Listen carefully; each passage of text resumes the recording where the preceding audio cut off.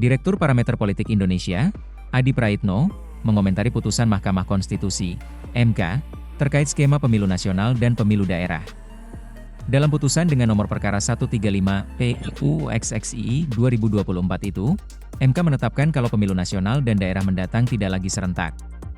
Menurut Adi, secara prinsip putusan MK relatif cukup paradoks lantaran di satu sisi diapresiasi karena makin memudahkan kerja-kerja teknis penyelenggara pemilu.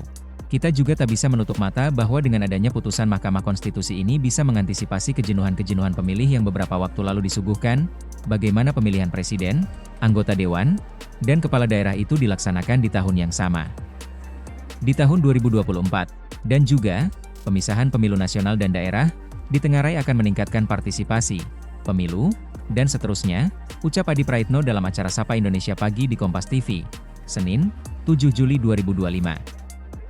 Namun, sambungnya, pada saat yang bersamaan DPR akan terbebani dengan begitu banyaknya putusan dari MK.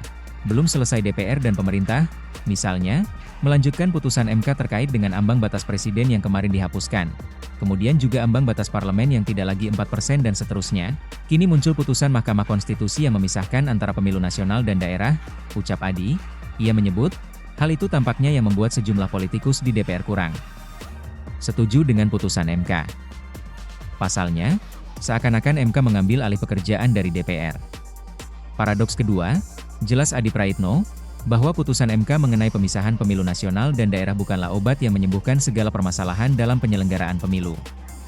Menurutnya, hal yang paling penting dari desain dan rekayasa kepemiluan ialah Download Tribun X sekarang, menghadirkan lokal menjadi Indonesia.